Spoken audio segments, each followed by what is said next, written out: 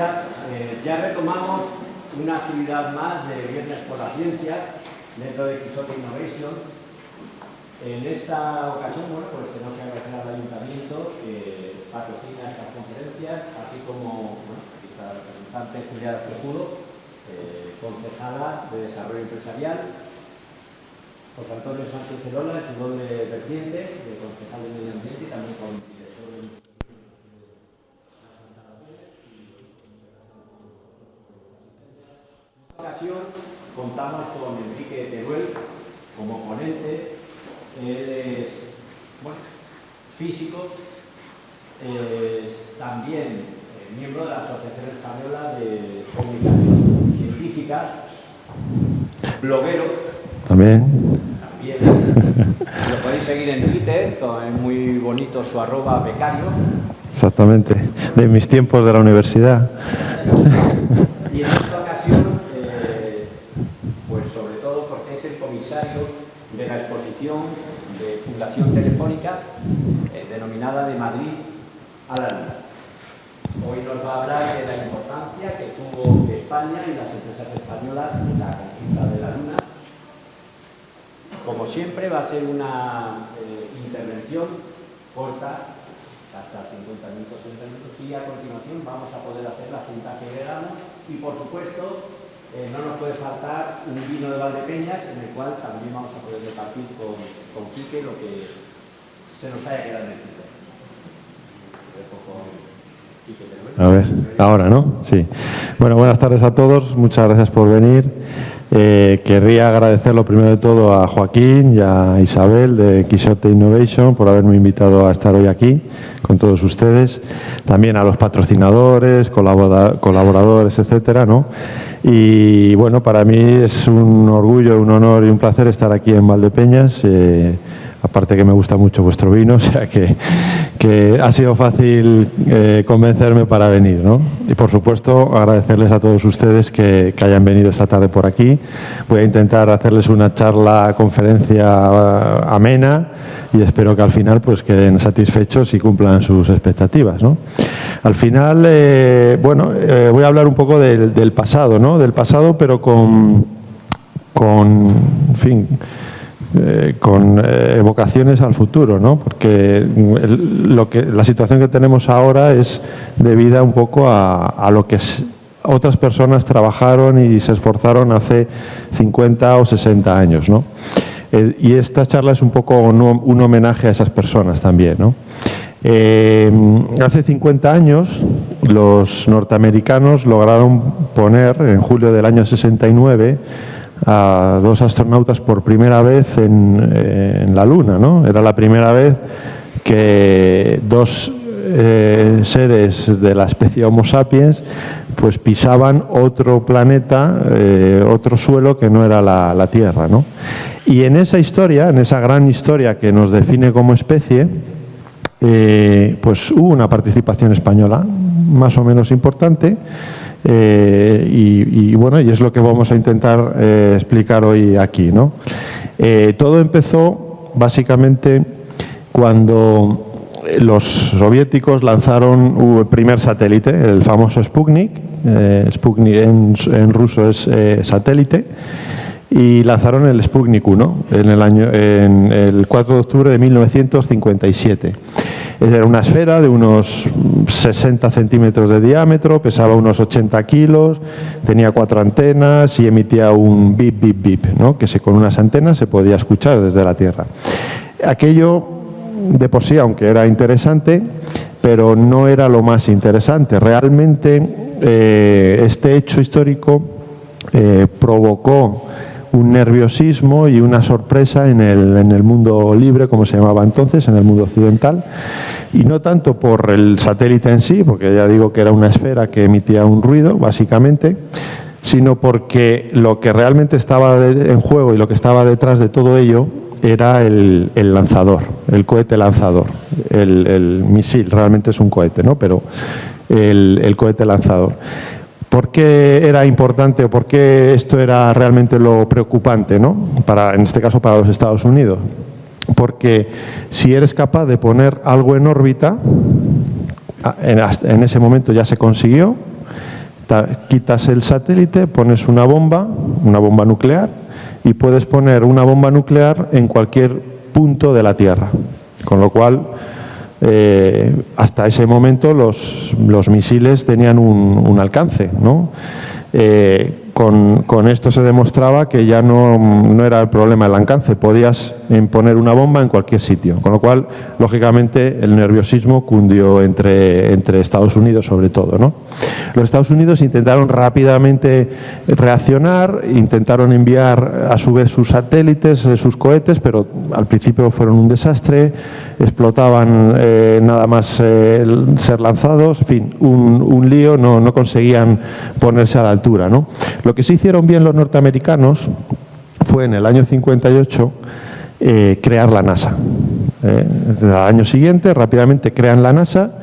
La NASA es una organización civil que juntó a todos los distintos departamentos que había sueltos, desperdigados en Estados Unidos, que estaban investigando ya en el tema espacial. Entonces, lo que hicieron los norteamericanos fue unirlo todo en una agencia, en la NASA, dotarla de presupuesto, un único presupuesto, y todo el conocimiento volcarlo ahí, con lo cual no se desperdigaba los esfuerzos ni el conocimiento. Fue una decisión bastante buena, como luego se ha demostrado, ¿no? Como luego se demostró. Entonces, dentro de esos proyectos que la NASA fue recopilando de otras agencias, había uno de la Fuerza Aérea Norteamericana que ya estaban estudiando la forma de poner no solamente un satélite en el espacio, sino seres humanos, astronautas. Era lo que se denominó el proyecto Mercury. Entonces la NASA rápidamente cogió ese proyecto y lo empezó a desarrollar, porque dijo, bueno, los soviéticos nos han ganado lanzando el primer satélite al espacio, pero nosotros vamos a ser los primeros que vamos a poner a un astronauta en el espacio, ¿no? Es lo que se denominó el programa Mercury. Y en el año 59 incluso ya se habían hecho la selección de los astronautas, se seleccionaron a 7 astronautas, que son estos que ven ustedes aquí en la foto, y empezaron a organizar toda la infraestructura, etcétera, etcétera, ¿no? Se había previsto lanzar las naves desde Cabo Cañaveral, desde aquí, desde Florida.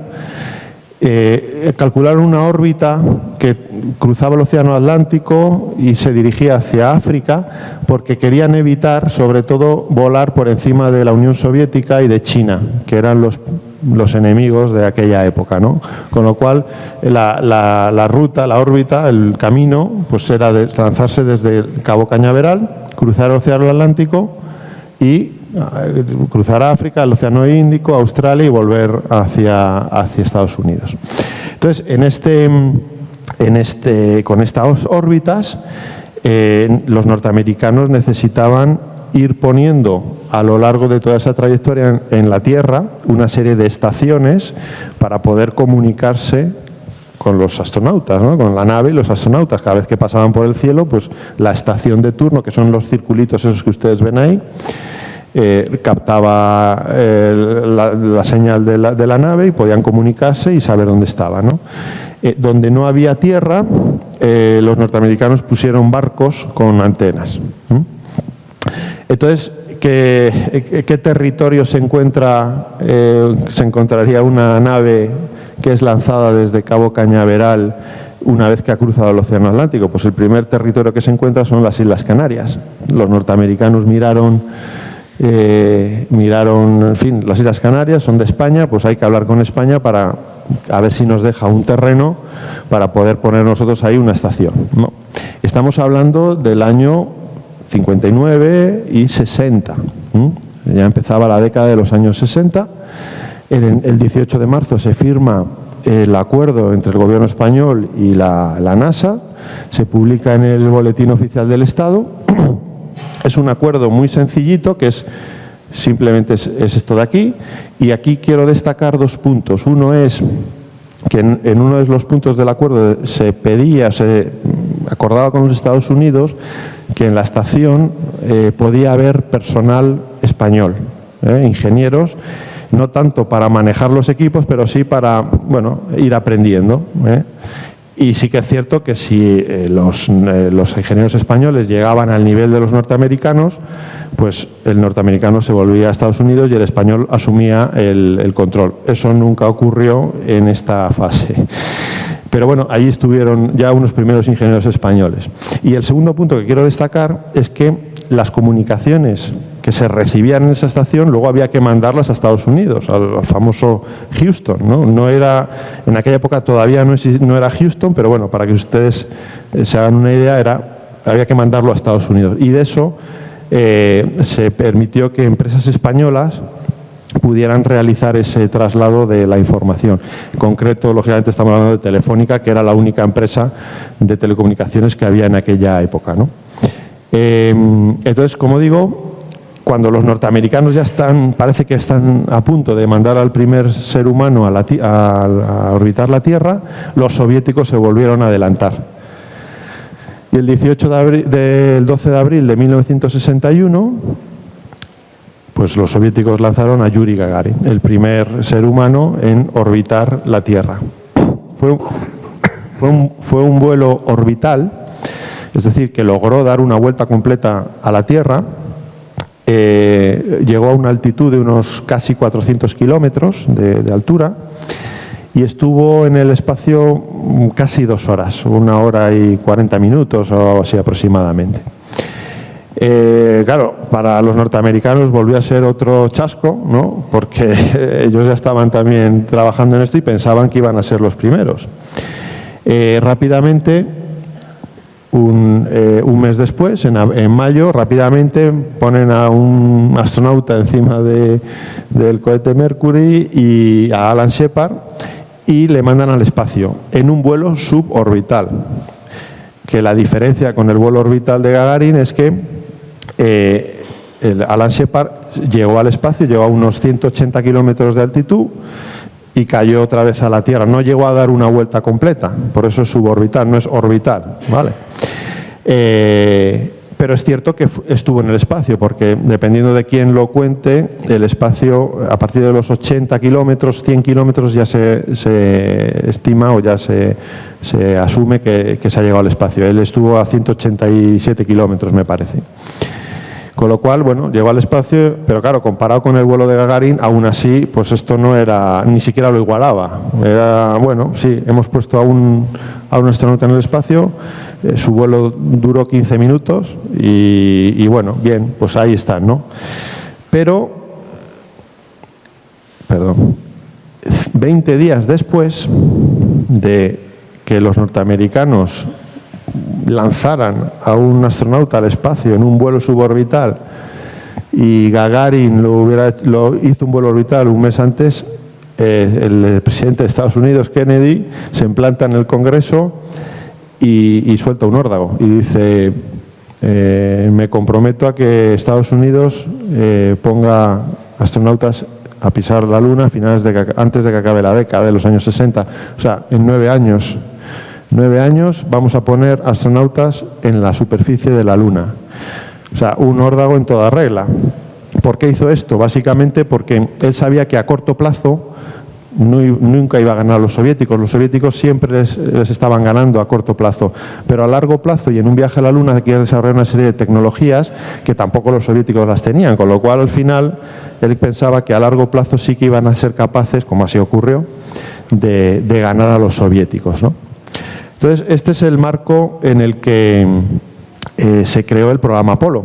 El programa Apolo empieza ahí, justo cuando Kennedy dice vamos a ir a la Luna, y eso se gestionó todo dentro del famoso programa Apolo, ¿no?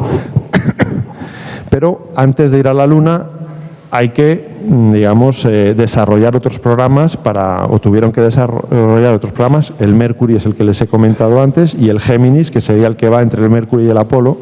Son programas espaciales que les permitieron a los norteamericanos aprender y desarrollar toda la tecnología que luego iban a necesitar en el programa Apolo para ir a la Luna. Con lo cual, bueno, pues este es el marco histórico en el que empezó todo esto, ¿no? Y las razones por las que empezó todo esto, ¿no? Volvemos a Canarias y al programa Mercury, ¿no? Hablar un poquito de cómo fue esa primera participación española justo desde el momento inicial de la carrera espacial. Ya digo que incluso antes de que Yuri Gagarin fuera lanzado al espacio, ya los norteamericanos estaban trabajando y pidiendo a España su colaboración, ¿no? Entonces, bueno, como he dicho antes, había que poner una estación en una zona de las Islas Canarias. Se estuvieron mirando varios sitios y se escogió la zona de Maspalomas, al sur de la isla de Gran Canaria, para ubicar esa primera estación, que es esta de aquí. Se decidió ponerla muy cerca del faro de Maspalomas, que es lo que ven aquí. Esto se supone que es el mar, es una foto rara porque se supone que es de día, pero bueno, en fin. Y como ven ustedes, en aquella época, esta es la estación, perdón, la nave, las antenas, etcétera. Esto es un restaurante que había y no había prácticamente nada más. Era una zona con dunas, zona de agrícola, y porque esto tenía un sentido. No querían ponerla cerca de industrias o de incluso de donde hubiera actividad turística, porque eso podía crear interferencias con las antenas, ¿no? Entonces se buscó un sitio un poquito apartado, ¿no? Lógicamente hoy en día, si ustedes miran en Google Maps esta zona al lado del faro de Maspalomas, esto está totalmente lleno de hoteles y ha cambiado la zona muchísimo, ¿no? Pero bueno, en aquella época no hay muchas fotos, es difícil conseguir, en fin, material de aquella época y de esta estación, pero bueno, aquí les pongo una. Y como digo, la estación, las funciones de una estación de seguimiento espacial, pues básicamente lo que intenta determinar es la posición y la velocidad de la nave, es decir, dónde está y hacia dónde va, y luego permitir la comunicación con los astronautas por voz y también con los instrumentos de la nave, es decir, saber en tierra pues cómo está el depósito de combustible, cuánto oxígeno le queda, etcétera, etcétera, al astronauta, ¿no? Esas son las funciones que realiza una estación. Y toda esta información, como digo, había que mandarla a Estados Unidos, ¿de acuerdo? De eso se encargó la Compañía Telefónica Nacional de España, que era la única que había. Lo que hacía, ¿cómo se transportaba esta información a Estados Unidos en aquella época? Pues básicamente la estación de Maspalomas, por un cable telefónico, se lo mandaba a la central de Telefónica en la ciudad de Las Palmas, y de la central de Telefónica en Las Palmas, por un enlace de radio HF, lo mandaba a Londres. En Londres lo metían en un cable submarino y de ahí a Estados Unidos a Cabo Cañaveral en este momento, para el control. Y el sentido inverso también ocurría así, es decir, si querían hablar desde Cabo Cañaveral con la nave, pues hacían este recorrido. Lógicamente es un sistema de comunicaciones muy arcaico, tenía muchas interferencias, en fin, era bastante malo en cuanto a calidad, ¿no? Pero para operaciones en órbita terrestre y en aquella época, pues era lo que había y sirvió, ¿no? Como digo, la estación de Maspalomas operó tanto para el programa Mercury como el siguiente que hubo, que necesitaban los norteamericanos, que fue el programa Géminis. El programa Géminis era un programa mucho más ambicioso, la nave era el doble de grande que la inicial, cabían 2 astronautas, podía estar en el espacio entre 7 y 10 días, que era más o menos el tiempo de viaje a la Luna. Es decir, intentaron aprender y conocer todos los procedimientos necesarios cerca de la Tierra, en la órbita terrestre, que luego serían necesarios para ir a la Luna. Eso lo aprendieron con el programa Mercury. Y estos 2 programas, como digo, fueron seguidos y soportados desde la estación de Maspalomas en las Islas Canarias. Aquí vemos una foto típica, ¿no?, donde se ve a los canarios con los camellos, allí las 2 antenas y las naves detrás, ¿no?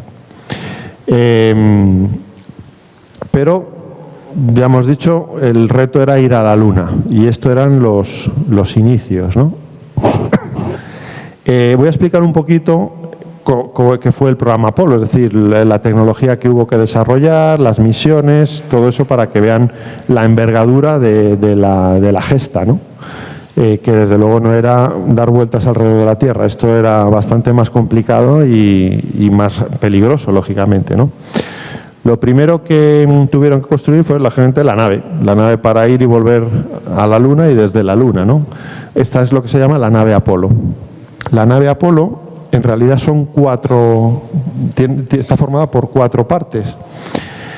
Si cortamos por aquí, tenemos esta parte de la izquierda, es el módulo de mando y de servicio. El módulo de mando es esta parte cónica, que es donde iban los 3 astronautas, y en el módulo de servicio, pues donde iban los motores y los depósitos de combustible, de oxígeno, etcétera.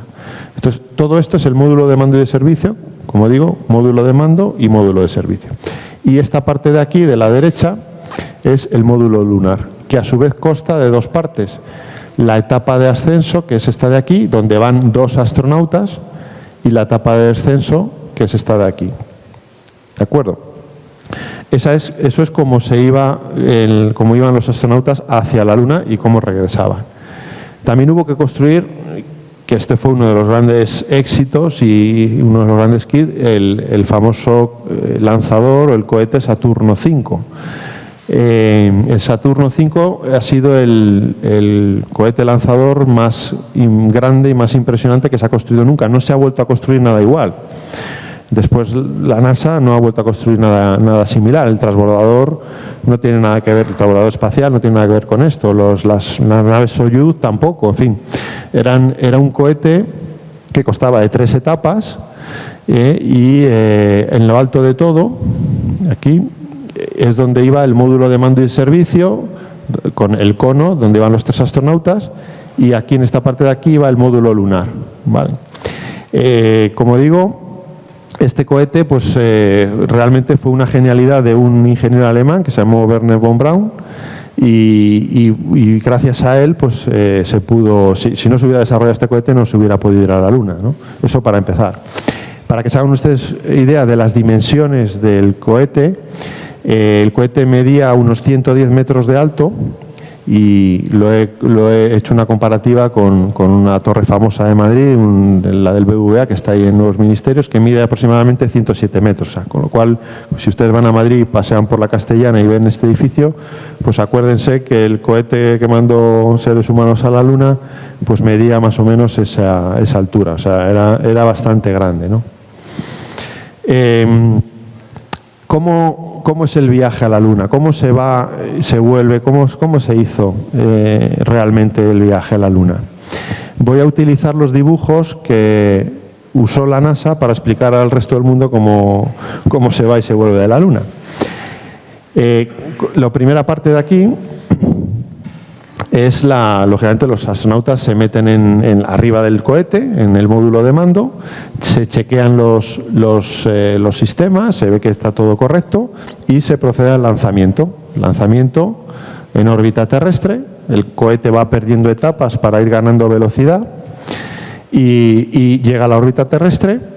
Se vuelve a chequear todo, porque un lanzamiento es un acto bastante violento y puede haberse estropeado algo, con lo cual antes de mandar definitivamente a los astronautas hacia la Luna hay que volver a chequear que está todo correcto, porque si hay un problema pues pueden volver rápidamente. Está todo correcto, se vuelve a encender la tercera etapa del cohete Saturno y ya le saca de la gravedad terrestre y empieza el viaje hacia la Luna.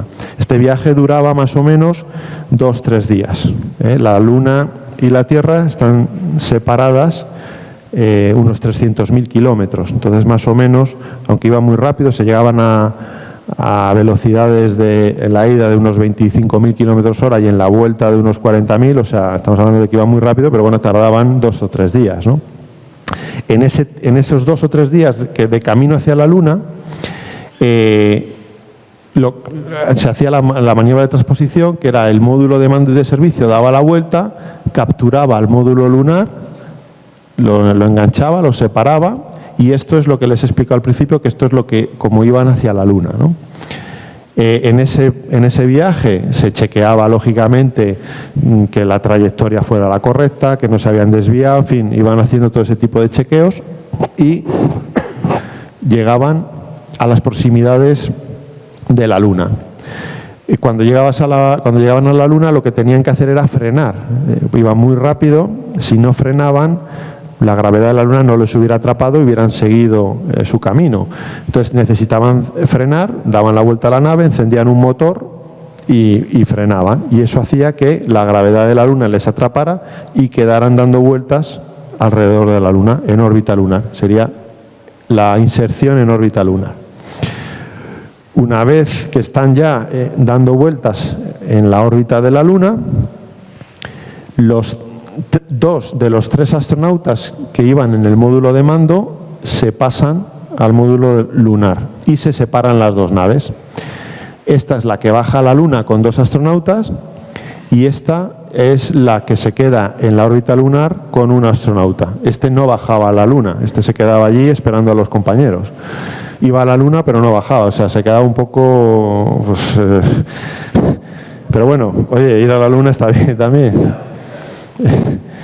Entonces bajaban los 2 astronautas a la superficie, salían, recogían las rocas, hacían lo que tenían que hacer y volvían a subir al módulo lunar, a la etapa de ascenso, que era esta, como hemos dicho, que a su vez constaba de 2 etapas. Esta etapa se encendía y llegaba a la órbita lunar, donde estaba el otro astronauta esperándoles. Se encontraban, se volvían a unir, los 2 astronautas con las rocas, etcétera, las fotografías, volvían al módulo de mando y se separaba otra vez la etapa de ascenso del módulo lunar. Esta etapa de ascenso normalmente se estrellaba en la Luna. Aquí hay 2 puntos rojos que indican que estas 2 maniobras eran muy, muy peligrosas. ¿Por qué? Pues esta básicamente porque se tenía que encender un motor que no se había encendido nunca antes. En todo el viaje nunca se había encendido. Con lo cual, si por alguna extraña razón no se hubiera encendido, los astronautas no hubieran podido volver a encontrarse en órbita lunar con el otro astronauta y se hubieran muerto en la Luna, lógicamente. Con lo cual, de hecho, cuando se ven los electrocardiogramas de los astronautas, que era algo que medían y tenían unos sensores, se podía ver desde la Tierra. En esos momentos previos el pulso aumentaba, se ven todos los astronautas que era una situación tensa, ¿no? Porque si no se enciende el motor, pues allí se quedan. Y esta también es peligrosa porque, claro, esto es un ejercicio de precisión, es decir, 2 naves en vuelo en órbita lunar se tienen que encontrar en una determinada posición en un determinado momento. Si no lo consiguen, uno se desvía más, otro se desvía menos, pues el del módulo de mando sí que hubiera podido volver a la Tierra, pero los otros 2 hubieran quedado dando vueltas alrededor de la Luna o se hubieran estrellado contra la superficie, con lo cual también era una maniobra de bastante precisión. Bueno, entonces volvemos. Están aquí otra vez los 3 astronautas, ya han vuelto de la Luna con las rocas, etcétera, y vuelven hacia la Tierra. Encienden el motor, cogen velocidad, salen de la órbita lunar y cuando vuelven a tardar 2 o 3 días en llegar cerca de la Tierra, cuando están cerca ya de la Tierra se separa el módulo de mando, que es la parte cónica, del módulo de servicio y empieza la reentrada. La reentrada era la única manera de frenar la nave. Esta nave llegaba a alcanzar velocidades de 40.000 kilómetros por hora cuando llegaba a la Tierra. El récord lo tiene el Apolo 10 con 40.000 kilómetros, algo así, y los otros eran 39.000, en fin. Pero es una velocidad altísima. La única manera que tienes de frenar esa nave es por rozamiento. Entonces lo que se hacía era estamparla contra la atmósfera y que la atmósfera fuera frenando la nave. Porque hay otra manera que es con un cohete y mucho combustible, pero lógicamente no tenían esa posibilidad, ¿no? Porque hubiera sido mucho más caro, el cohete hubiera sido mucho mayor, en fin. La única manera es frenar por rozamiento. También es una maniobra peligrosa porque la nave además tenía que entrar en un ángulo de 6,2 grados, o sea, es un ángulo muy pequeñito, es decir, es como si vemos una hoja de papel, pues como lo que sería el filo ¿no? O sea, es muy pequeño, con lo cual también es una maniobra muy precisa y muy complicada. Si llegaban con más ángulo, llegaban más vertical, entonces básicamente la nave no hubiera soportado la presión con esa velocidad y hubiera deshecho la nave, ¿no? Se hubiera desintegrado. Y si fuera un ángulo menor, pues aún llegaría más plana y al final rebotaría contra la atmósfera y saldría disparada. Esto es como cuando tiras una piedra en el río, ¿no? Que va botando, pues sería más o menos ese mismo efecto. Con lo cual también es una fase muy peligrosa y muy precisa. Entonces la nave se frenaba, cuando ya estaba cerca del agua se abrían unos paracaídas y ya se posaba sobre el océano, ya llegaban los helicópteros, cogían a los astronautas, la nave, el portaaviones y se acababa la misión. Y así es como se va y se vuelve de la Luna, como fueron y volvieron los norteamericanos en el programa Apolo. El programa Apolo costó de todas estas misiones, las de la izquierda fueron las no tripuladas, fueron misiones de prueba, es decir, se lanzaba el cohete, las naves, pero no iban astronautas dentro, simplemente pues para ir testando la tecnología. Y a partir del Apolo 7 ya fue la primera misión que ya iban astronautas dentro. El Apolo 7 fue la primera misión que ya digo que iban astronautas dentro y que orbitaron alrededor de la Tierra. El Apolo 8 sí que fue a la Luna, pero nadie descendió, simplemente dieron una vuelta y volvieron. El Apolo 9 y 10 también fueron misiones de prueba y la que realmente consiguió por primera vez tocar la superficie de la Luna con astronautas pues fue la famosa del Apolo 11, ¿no? En esta de aquí, el Apolo 11. Con Neil Armstrong y Buzz Aldrin. Y Michael Collins, pues quedándose arriba, pues va a pasar el rato, ¿no? Pero luego, después del Apolo 11, por una de las preguntas que a veces me hacen es ¿por qué no se volvió a la Luna después del Apolo 11? Sí, se volvió. De hecho, en la Luna estuvieron 12 hombres, ha habido 12 seres humanos que han pisado la superficie de la Luna. Los dos primeros fueron Neil Armstrong y Buzz Aldrin, pero luego hubo 10 más en las siguientes misiones. Esta fue en el año 69, en julio del año 69, hace 50 años, y la última, el Apolo 17, fue en diciembre del año 1972.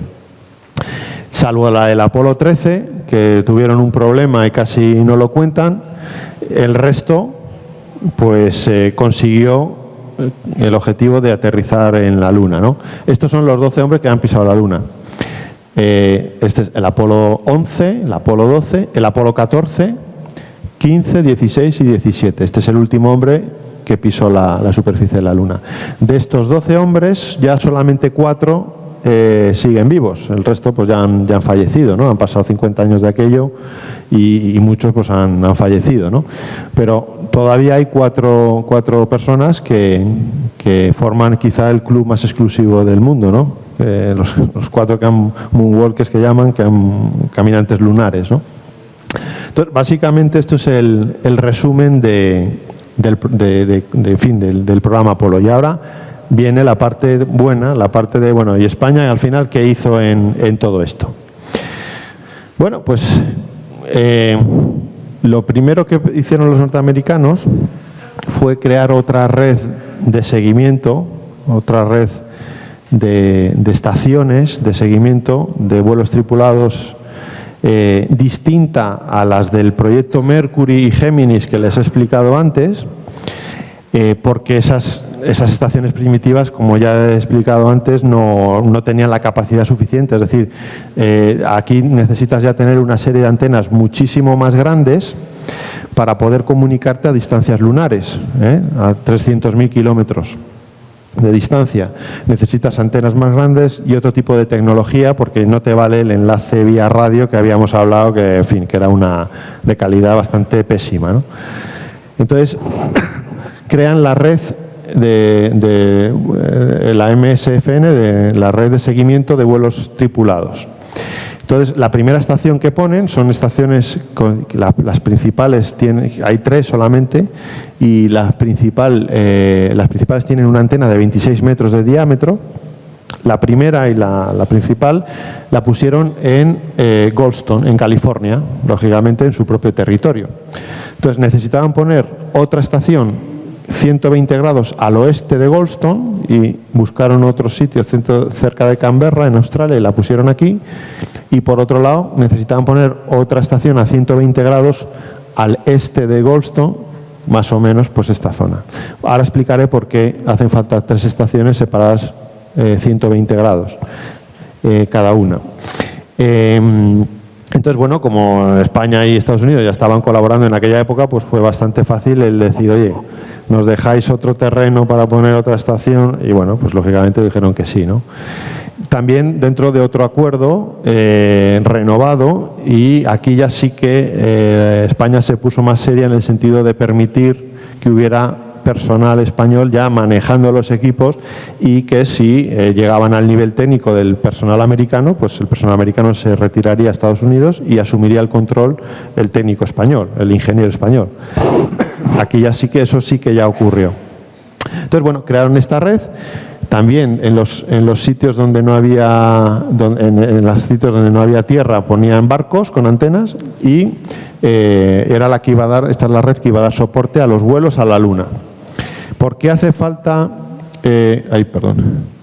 ¿por qué hay que poner 3 estaciones separadas al menos 120 grados? Pues porque la Tierra básicamente rota.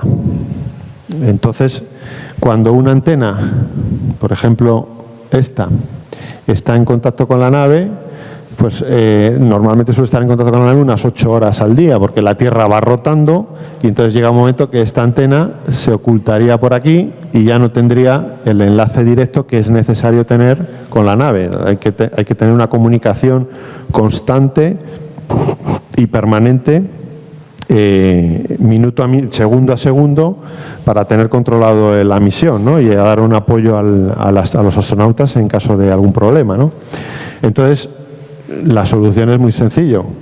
Pones 3 estaciones separadas 120 grados, con lo cual, debido a la rotación de la Tierra, siempre va a haber una que va a estar en contacto con la nave. E incluso hay momentos en los que incluso 2 estaciones pueden estar en contacto con la propia nave, se solapan, con lo cual das más seguridad, ¿no?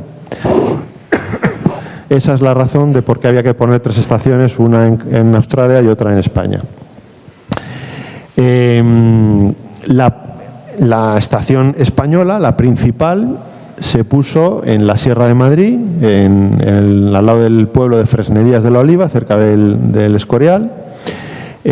Como ven ustedes ahí, la antena era otro tipo de antena muchísimo más potente y más grande que las de las Islas Canarias, una antena de 26 metros de diámetro, y que pues permitía la comunicación con los astronautas a distancias lunares, y también recibir y enviar todo el flujo de datos que se recibían y se enviaban hacia la Luna, ¿no? Aquí ya se recibía, incluso se llegó a recibir vídeo, imágenes de vídeo, con lo cual hacían falta equipos muchísimo más potentes, de ahí las dimensiones de la antena. Esta antena sigue existiendo, aunque ya no está ahí, está en una estación que ahora hablaré de ellas, una estación cercana a la de Fresnedías, que es la de Robledo de Chabela, donde actualmente sigue habiendo una estación de la NASA, sigue operando, y esa antena está allí, la desmontaron y la llevaron allí. Y lo que son los edificios y eso se transfirieron al Ministerio de Defensa y ahora son propiedad del Ministerio de Defensa. Entonces, ¿qué pasaba si, para que ustedes se hagan una idea, de la ubicación? Bueno, la ciudad de Madrid, Fresnedías de la Oliva, Robledo de Chabela, el Escorial está por aquí, ¿vale? Entonces, ¿qué pasaba si la antena principal, la de Fresnedillas, pues por alguna razón fallaba? Podía fallar. Pues habían previsto los norteamericanos utilizar las antenas que tenían de otra red que habían construido para seguir sondas no tripuladas, la red del espacio profundo, que llaman, y cuya antena principal pues era la de Roblo de Chavela. Entonces, cuando había una misión lunar con astronautas, actuaba de reserva. Si la de Fresnedillas fallaba, pues podía entrar esta antena, ¿no? Estamos hablando de estaciones de la NASA, ¿no? Y como, volviendo a lo que decía antes de los famosos ingenieros españoles, ¿no? Pues como el acuerdo permitía el que hubiera españoles en las estaciones, pues empezaron a buscar técnicos desde el primer momento, ¿no? Este es un ejemplo de un anuncio, aquí se puede ver el anuncio, bueno, pues buscando en aquella época ingenieros para ir a trabajar en las estaciones de la NASA. Hay bastantes más ejemplos. En la hemeroteca del ABC la verdad es que están todos. O sea, yo he buscado unos cuantos y ahí están todos, ¿no? Lo principal que buscaban era, o sea, tenían que cumplir dos requisitos clarísimamente. Uno, que supieran, o sea, que fueran técnicos, que supieran manejar los equipos de comunicaciones y, por supuesto, con un buen nivel de inglés, ¿no? Se presentaron muchos, pero que cumplieran las dos características, los dos requisitos, pues no había tantos en aquella España en aquellos años, ¿no? Había mucha gente que era buen técnico, que sabía manejar equipos de comunicaciones, pero no tenía inglés, no sabía inglés, y al revés, había gente que sabía mucho inglés, pero no tenía ni idea de cacharrear con los equipos, con lo cual fue un poco complicado, pero al final se consiguió, ¿no? De hecho, incluso salieron fuera de España a buscar españoles por ahí, españoles por el mundo, para traerlos, ¿no? Y al final, bueno, se consiguió y como luego veremos, pues se estima que cerca de 400 personas, 400 españoles trabajaron en estas estaciones, ¿no? ¿Qué pasaba con Canarias? Hemos hablado de Madrid, la estación principal, pero bueno, Canarias también seguía ahí. Como hemos dicho, la estación originaria estaba cerca del Faro de Maspalomas. Esta zona ya empezó a desarrollarse turísticamente. Necesitaban también ampliar la estación para poner alguna antena más grande y lo que se decidió fue trasladarla a esta zona de aquí, de Montaña Blanca, donde se construyó la nueva estación para el programa Apolo. Esta estación sigue operando. La antena principal, que es esta de aquí, de 10 metros de diámetro, esta la cogió NASA y se la llevó me parece que es a la estación de Bermudas, pero el resto sigue estando y se transfirió al INTA, al Instituto Nacional de Técnica Aeroespacial, a nuestra NASA, por decirlo de alguna forma. Y ahí ya opera y da servicio a distintos programas de satélites y sigue operando, ¿no? Aquí se puede ver una foto de la época de los Apolo. Constaba de esta antena, ya digo, de 10 metros. Hay que acordarse que la de Fresnedillas era de 26 y esta permitía, digamos, ayudaba en las operaciones cerca de la Tierra, y es cierto que si hubiera ocurrido algún problema en la Luna, pues podía haber hecho alguna transmisión de emergencia, pero en fin, le hubiera costado, ¿no? Aquí se puede ver un observatorio solar que pusieron también para cuando había una misión Apolo a la Luna, se iba estudiando el Sol cada hora. Había un observatorio solar y se iba estudiando el Sol cada hora. ¿Para qué? Para ver si el Sol emitía algún tipo de llamarada peligrosa para los astronautas. No porque la llamarada llegara a la Luna o a los astronautas, sino porque las llamaradas a su vez emiten muchísima radiación, y esa sí que puede llegar y es muy peligrosa para los astronautas. Entonces iban estudiando el Sol para si había alguna llamarada solar, avisaban rápidamente a los astronautas, tenían un protocolo de protección, incluso se podía anular la misión, pero había que vigilar el Sol porque era peligroso para los astronautas, y ahí pusieron un observatorio solar que es el que está aquí, ¿no? Volvemos al tema de Telefónica, es decir, todo lo que se recibía en las estaciones de la NASA en España, tanto en Madrid como en Canarias, toda esa información ahora sí que había que transmitirla a Houston. También de eso se encargó Telefónica. Telefónica en el año 67 volvió a firmar otro contrato con la NASA. Esa es la portada, es un documento que se puede ver hoy en día en la exposición de Telefónica de Madrid a la Luna, del cual soy el comisario, y se expone este documento histórico. Esto es un documento histórico que se prueba pues esa relación entre la NASA y Telefónica para el programa Apolo de los vuelos a la Luna, ¿no?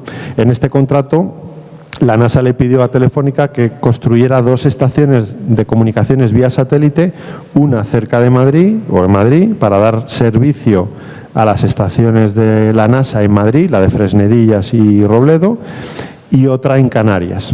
Y esto eran estaciones, ya digo, de comunicación vía satélite. Es decir, ahora no se mandaban los datos con un enlace vía radio a Londres, un cable submarino, no. Ahora ya directamente ya se habían desarrollado en el año 67 los satélites de comunicaciones, entonces el enlace era directo.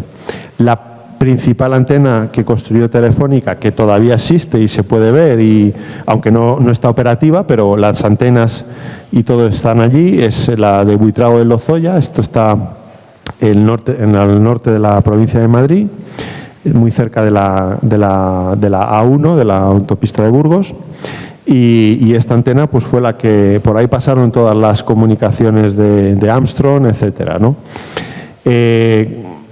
Aquí está la ubicación, como digo, aquí están las estaciones de la NASA, recibían todo, lo mandaban a Buitrago, y Buitrago, aquí lo explico mejor en este gráfico. O sea, las estaciones de la NASA, que la de Fresnedillas recibía la comunicación con la nave Apolo desde la Luna, se mandaba a Robledo, donde había un edificio de la red NASCOM, y a su vez, desde la estación de la NASA de Robledo, se mandaba a Buitrago por un enlace de microondas. Y Buitrago, que esto ya era Telefónica, hacía el enlace satelital con Estados Unidos y Houston. Y, lógicamente, el sentido va al revés también. Es decir, cuando Houston quería hablar con los astronautas, pues el camino era el inverso. ¿De acuerdo? Esto es lo que se llamó la red NASCOM, NASA Communications. Lógicamente, la red NASCOM, como se muestra aquí en el gráfico, pues englobaba a todo el mundo, porque como digo, había estaciones en Australia y en muchos más sitios. Entonces, bueno, pues todas esas estaciones al final mandaban todo hacia Estados Unidos, hacia Houston, ¿de acuerdo? En concreto España, ya digo, operaba con un satélite, el satélite Intelsat, que era el que hacía de enlace con Estados Unidos. Esto es una foto de la estación de Telefónica en Canarias. Hemos visto la de Buitrago y esta es la de Canarias. Aquí en Canarias decidieron poner 2 antenas de 12 metros de diámetro, también por seguridad, por si fallaba una, pues tener otra. O sea, no se escatimaron en gastos. Aquí yo he hablado con algún directivo de Telefónica de la época y estaban encantados porque la NASA para Telefónica fue uno de sus grandes clientes, porque pagaban lo que les pedían y además el requerimiento que solamente les pedía básicamente era un requerimiento de seguridad y de calidad, no de mucha cantidad de transferencia de datos en aquella época. Con lo cual, bueno, pues pusieron 2 antenas, ¿no? Esta estación operó hasta el año 71, es decir, hemos dicho que el programa Apolo acabó en diciembre del año 72. Entonces, en el año 71 se desmanteló y Telefónica decidió cambiar la estación suya en Maspalomas, moverla a Güímez, ¿no? Y poner una antena de 30 metros de diámetro, que es esta de aquí, que es la que se ocupó de hacer el enlace con Houston en los últimos vuelos Apolo. Como anécdota, aparte, para que vean ustedes también la importancia de las comunicaciones por satélite, que en esta época es cuando empezaron y se desarrollaron, hasta ese momento, hasta que no se instaló esta antena, la televisión que veían los canarios iba retrasada un día. Es decir, lo que se veía en la península se veía en Canarias al día siguiente. ¿Por qué? Porque la única manera de poder mandar los programas era en cinta, los metían en un avión, los mandaban a Canarias y al día siguiente los emitían, con lo cual los canarios iban retrasados un día.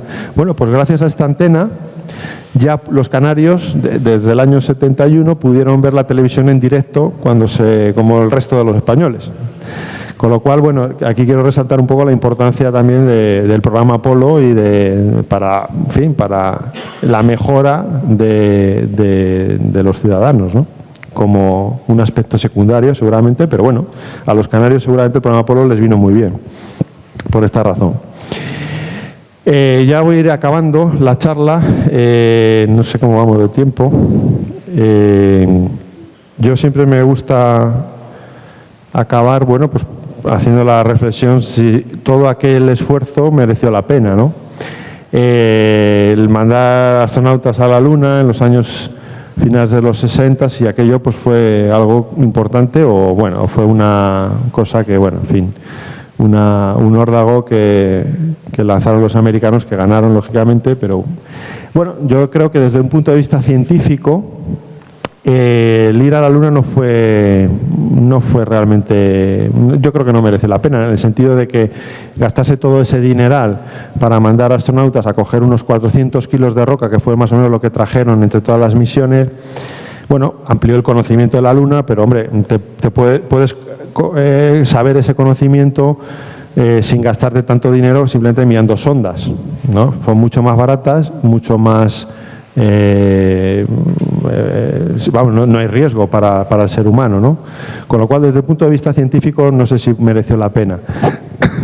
Desde un punto de vista tecnológico, ahí ya empieza la cosa ya se empieza a ver su beneficio, ¿no? Como he comentado, por ejemplo, con el caso de los canarios y la televisión, ¿no? En fin, se desarrolló una serie de tecnología.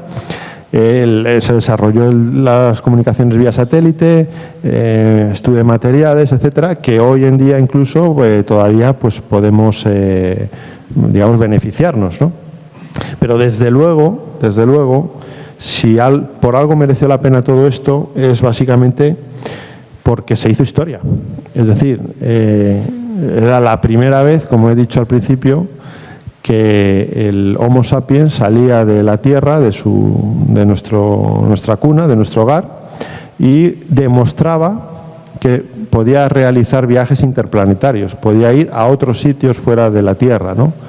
Con lo cual eso en fin, tiene unas implicaciones para nuestra especie, para el Homo sapiens, pues en fin, que nos hace ser, en fin, un poquito diferentes, ¿no?, al resto de especies.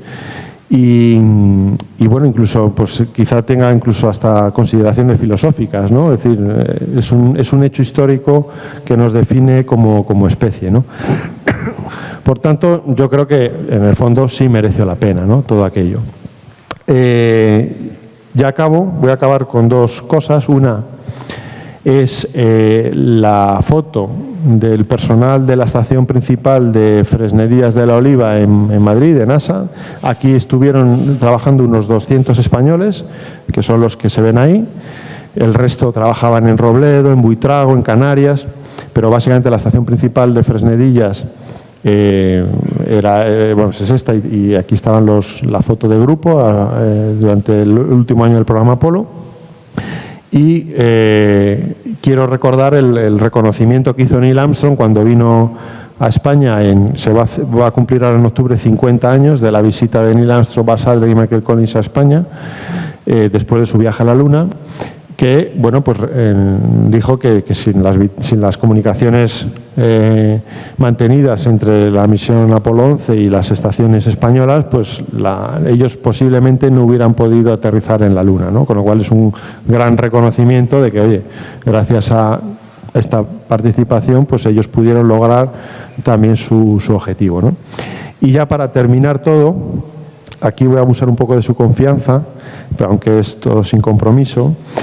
Hace un par de meses pues me lié un poco la manta a la cabeza y decidí pues crear esta iniciativa en esta página web, la de change.org, como homenaje a todos esos ingenieros y todas esas personas que estuvieron trabajando en esta gesta. Pues creo que puede ser un bonito homenaje pues nombrar una estación del Metro de Madrid como estación Apolo, también buscando el doble sentido de estación espacial Apolo, estación, en fin. Aparte que creo que puede ser, bueno, pues una iniciativa bonita que, en fin, que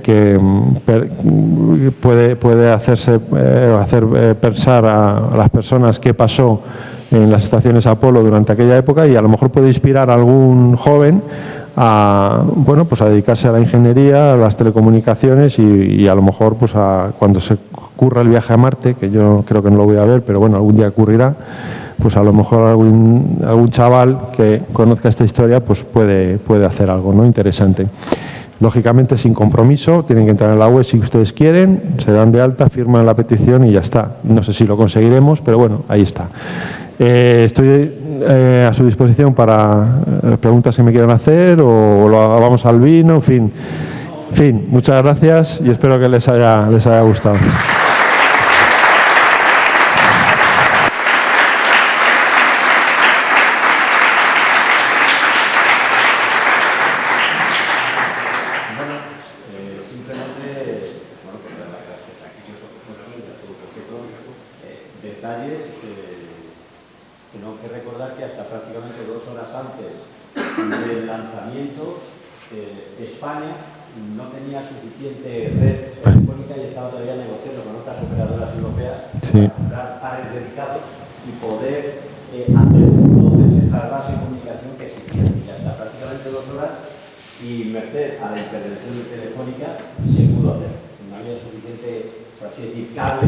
Sí, lo que ocurrió fue que el satélite Intelsat falló. Falló unos días antes de la misión histórica del Apolo 11. Falló, es decir, y no se podía mandar allí a nadie a arreglarlo, ni se podía lanzar otro satélite, no había tiempo. O sea, estamos hablando de que fueron 12 días antes del lanzamiento, falló el satélite. Entonces, hubo que buscar un plan B a través de otros enlaces con otros países telefónicos, etcétera, para poder, en fin, tener la capacidad suficiente para poder luego transmitir los datos que se recibían de la Luna, ¿no? Y eso ocurrió, o sea, la operatividad de eso pasó 2 horas antes del lanzamiento del Apolo 11. Y en los planes de vuelo decían que si no había enlace de comunicaciones garantizado, el cohete no se lanzaba. Con lo cual, hasta 2 horas antes del lanzamiento estuvo la cosa bastante en vilo y pudo haberse cancelado el lanzamiento del Apolo 11. Y gracias al trabajo de técnicos de la NASA y de técnicos de Telefónica, sobre todo, pudieron solucionar el problema y conseguir esa capacidad por otros medios.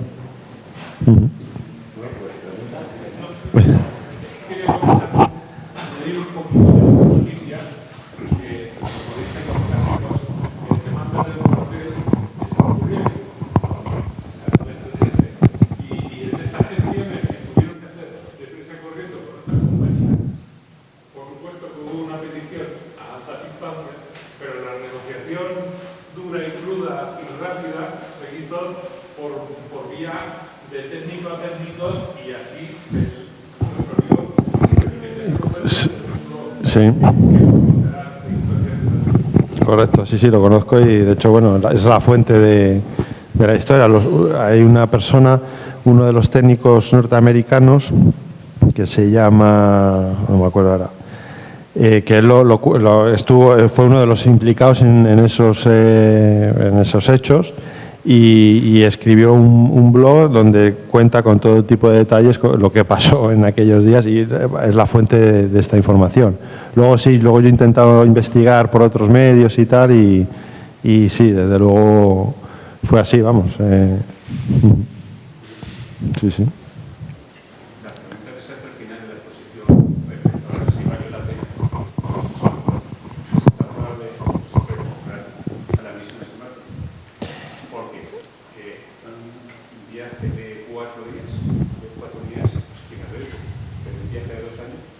Claro, ese es el problema. Bueno, ese es uno de los problemas. O sea, viajar a la Luna, como hemos visto, tarda más o menos 2-3 días. Cuando estás en la Luna, la diferencia de comunicación, las comunicaciones tardan 1,5 segundos aproximadamente, con lo cual es muy sencillo. Bueno, si hay un problema, pues puedes reaccionar, ¿no?, de alguna manera. A Marte no, a Marte está muchísimo más lejos. Las comunicaciones tardarían minutos en llegar y minutos en volver y lógicamente pues si pasa algo no puedes dar la vuelta y volver y en 2 días estás en la Tierra. Estamos hablando de que un viaje a Marte son meses, luego tienes que esperar allí otros meses para que otra vez las órbitas de la Tierra y de Marte se acerquen y otros meses para volver, con lo cual al final estamos hablando de unos años, entre que vas y vienes, pues 2 años aproximadamente. Entonces, tienes que mandar, lo que mandes a Marte tiene que ser autosuficiente. Tienes que llevar médicos, tienes que llevar ingenieros que arreglen la nave si se estropea, con lo cual al final si llevas mucha gente necesitas una nave más grande. No una nave donde van 3 apilados ahí, 3 apilados para hacer un viaje de ida y vuelta de como máximo 7 días, 7-8 días, bueno, pues puedes aguantar. Pero claro, meses eso es impensable, vamos, ¿no? Con lo cual al final el viaje a Marte es complicado porque necesitas naves muy grandes que puedan ir mucho personal para arreglar problemas médicos, psicológicos, de ingeniería, o sea, no hay otra manera. Entonces, la tecnología, pues, al ser naves más grandes, cohetes más grandes, pues es mucho más cara. O sea, el viaje a Marte, yo sinceramente tengo 43 años y creo que no lo voy a ver. O sea, porque primero no hay una motivación política clara de que alguien tome las riendas, por mucho que nos quieran decir, no hay, o es una cooperación internacional que muchísimos países ponen mucho dinero y hoy en día con los problemas que hay, a ver quién prioriza poner mucho dinero cuando hay otro tipo de problemas que a lo mejor hay que solventar y con lo cual luego la cooperación internacional hay que gestionarla, porque ¿quién manda en la nave? El que ha puesto más dinero, hay un problema, o sea, se genera una serie de problemas que hay que resolver, ¿no? Yo soy bastante escéptico en estas cosas, llevo oyendo toda mi vida esto. O sea, hace poco, lo contaba esta mañana en Los Chavales, hice un poco de limpieza en casa, cogí unas cajas que tenía y me acuerdo, vi una revista muy interesante que compraba yo hace 20 y tantos años, y la estuve hojeando y en esa revista ponía el ser humano llegará a Marte en el año 2020. O sea, entonces, claro, dices, o sea, desde luego el director de marketing de la NASA es un crack porque siempre está manteniéndonos ahí en vilo, pero nunca llega ese momento al final, ¿no? Entonces, en fin, yo soy muy escéptico, vamos, no es que sea escéptico, algún día ocurrirá, pero yo desde luego no lo voy a ver. A lo mejor dentro de 100 años sí, pero yo en 20 años, algunos sí.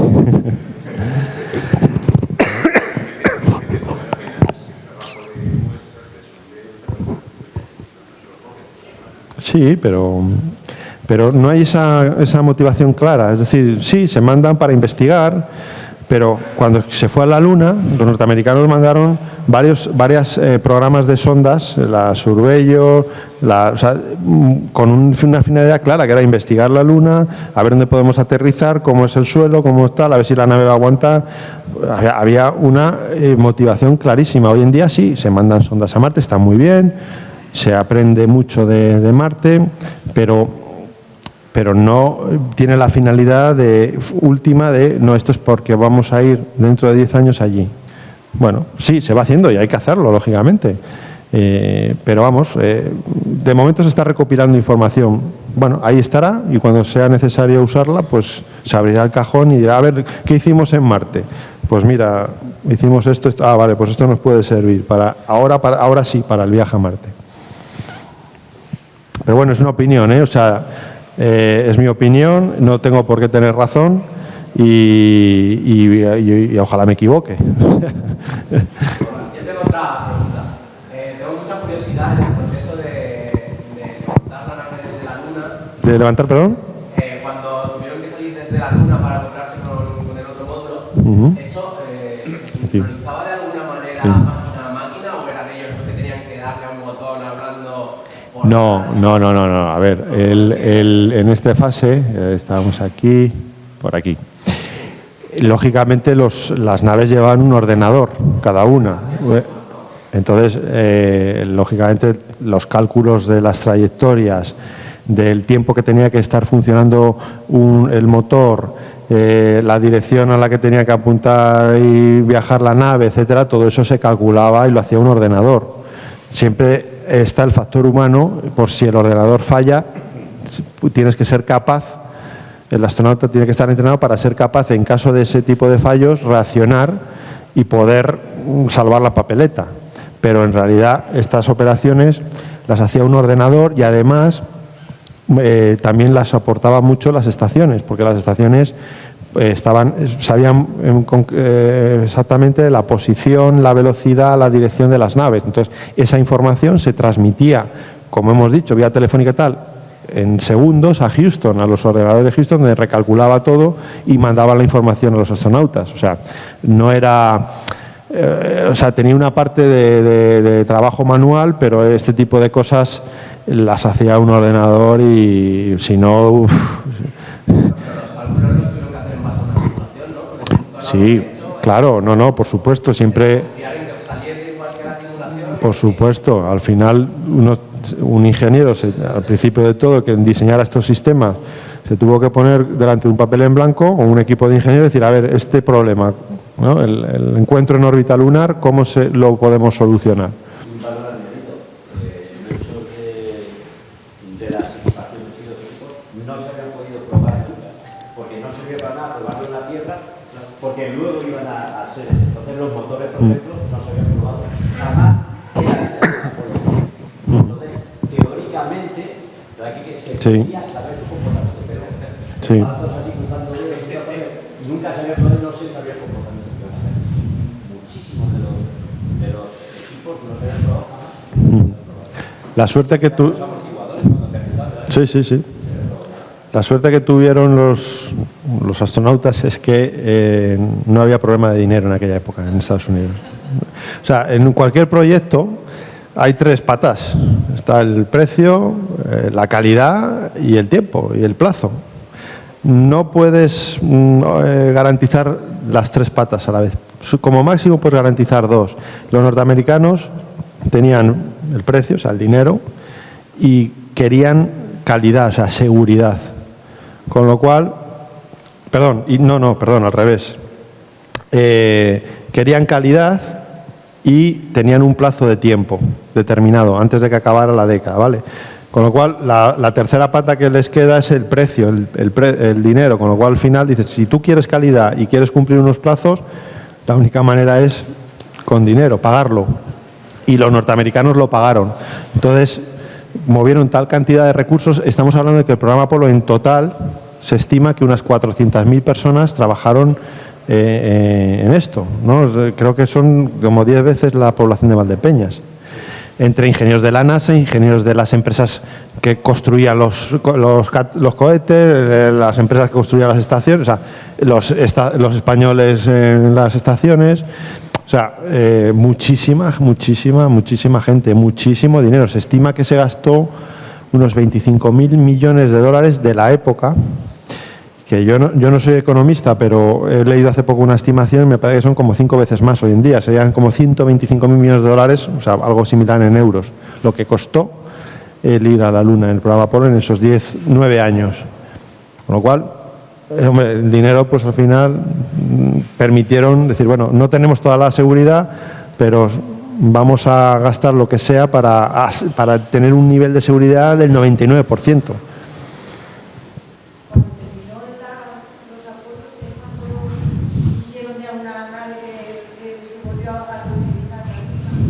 Sí, después de los Apolo hubo un programa que se llamó el programa Skylab, que fue una especie de estación espacial pequeñita de los norteamericanos con todos los cohetes que habían construido para el programa Apolo, pero que luego no utilizaron, porque el programa Apolo en teoría no se iba a acabar en el Apolo 17.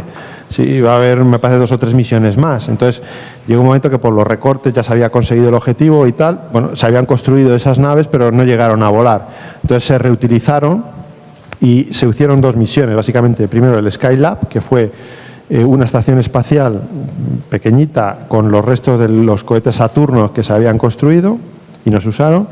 Y luego se hizo una misión en el año 75 con los soviéticos, que fue la misión conjunta Apolo-Soyuz, en la cual una nave Apolo se juntó con una nave Soyuz en órbita, se estrecharon las manos, dijeron ya somos amigos porque ya hemos ganado, ya. Y a partir de ahí acabó digamos, todo lo que tuvo que ver con el tema Apolo y con las naves Apolo. Y a partir de ahí se empezó a desarrollar el programa del transbordador espacial, que es el famoso transbordador que llevaba 2 cohetes y un tanque naranja, no sé si se acuerdan, que ese pues hace unos años ya se canceló y ahora los norteamericanos no tienen nave propia para mandar astronautas al espacio. Tienen que hablar con los rusos, ¿no?, para comprar un asiento en la Soyuz, y están desarrollando un cohete similar al Saturno, el SLS, pero están teniendo muchos problemas y, bueno, pues, claro, no está Wernher von Braun, entonces, bueno, en fin. Pero bueno, lo que usted me habla creo que es el transbordador espacial.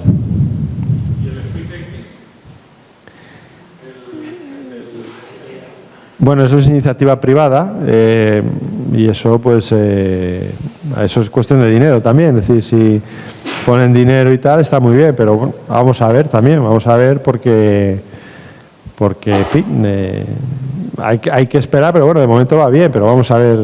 La NASA sí que es cierto que ha dejado ahí, ha sido lista, yo creo, y ahora sí que ha dejado un poco abierto el tema de la iniciativa privada, ¿no? Y dependiendo de lo que haya y cómo las tecnologías que se desarrollen, pues seguramente escoja una, otra o varias, ¿no? Para así, ¿no?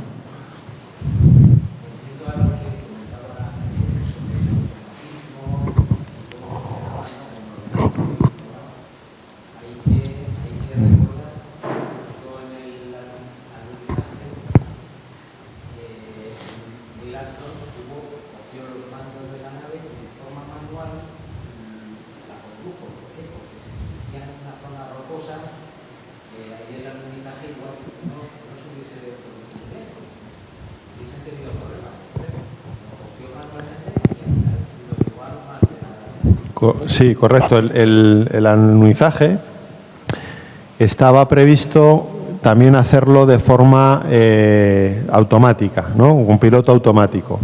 El ordenador iba calculando con el radar y estaba así previsto. Pero estamos hablando de unas personas, unos astronautas que van a la Luna, que eran pilotos de prueba, y ninguno permitió que no pilotaran ellos el descenso, ¿no? Entonces siempre se buscaron alguna excusa para decir no tengo que tomar el control en los últimos metros para yo posar la nave, ¿no? En el caso de Neil Armstrong es cierto que ocurrió en este momento de la separación, aquí, la separación no se había despresurizado bien. Aquí había una especie de túnel que conectaba las 2 naves. Entonces ese túnel había que despresurizarlo para separar las naves y no se despresurizó bien y había algo de aire. Entonces cuando se separaron las naves se separaron con un poquito más de fuerza de lo que estaba previsto. Es un poco lo que ocurre cuando descorchas una botella de champán, ¿no? El tapón hace ¡pap! Pues ese efecto más o menos. Entonces eso proporcionó un poquito de velocidad que no estaba prevista, y esa velocidad pequeñita en ese momento a la hora del descenso fue lo que Luego se vio que fue lo que les hizo aterrizar como 6 o 7 kilómetros más allá de donde tenían previsto aterrizar. Y ahí fue cuando Neil Armstrong también se dio cuenta de que no iban a aterrizar donde estaba previsto y además vio que se dirigía, es lo que dijo, para coger el control, que se dirigía hacia una zona con mucha roca y entonces que él tenía que coger la nave para buscar otro sitio donde no hubiera rocas y posarse allí de forma segura, ¿no? Pero fue un poco lo que ocurrió.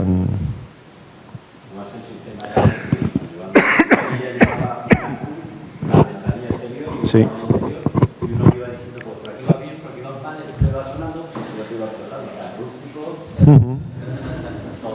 Sí, sí. Había que controlar dos velocidades, la velocidad vertical y la velocidad horizontal. Entonces, normalmente una de ellas sí que la controlaba un ordenador, entonces el piloto solamente tenía que controlar el descenso, ¿no? La velocidad horizontal, que es la más peligrosa, pues esa la controlaba el ordenador, ¿no?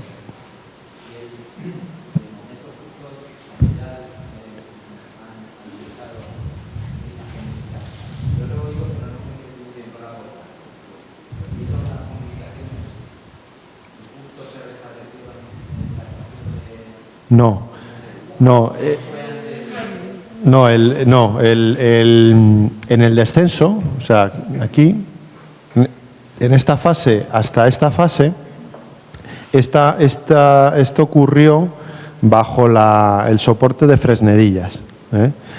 Durante el descenso saltaron un par de alarmas porque llevaban un radar, estaba tomando muestras estaba haciendo su trabajo el radar, ¿no? de calculando distancias, etcétera, y entonces saturó el ordenador. Entonces sonaron dos alarmas que básicamente lo que decían, oye, el ordenador está saturado, tengo que empezar a priorizar órdenes, ¿no? Comandos, es decir, me voy a centrar solamente primero en los urgentes y luego ya los menos urgentes los gestiono, ¿no? Entonces, eso fue lo que sonó, pero esas alarmas nadie se acordó. Bueno, estuvieron esperando unos minutos hasta que en Houston alguien dijo, no, esas alarmas son las de simplemente que el ordenador está saturado y que va a priorizar unas actividades sobre otras. Con lo cual no es que sea peligroso, sino que pueden continuar, lo único que hay otras cosas que están en cola, ¿no? Y está avisando. Entonces, aquellos sí que es cierto que les puso un poco nerviosos, porque claro, Houston tampoco tardó un poco en comunicarles lo que estaba pasando. Y todo eso ocurrió bajo la antena de Fresnedillas. Cuando el módulo lunar se posó en la superficie y Neil Armstrong dijo la famosa frase de que el águila aterrizado, que era como se llamaba al módulo lunar, eso, donde primero se recibió, fue en la estación de Fresnedillas de Madrid. Luego, por la rotación, cuando ya Neil Armstrong salió a la superficie de la Luna, aquí, y ya dijo la famosa frase de esto es un pequeño paso, ahí ya no estaba Fresnedillas, ya habían pasado unas horas y ya por la rotación ya le tocaba, me parece que fue a Goldstone, me parece que fue. Entonces, pero sí que es cierto que cuando la nave se posó sobre la Luna, ahí estuvo Fresnedillas y donde la primera noticia que llegó al mundo fue en Fresnedillas.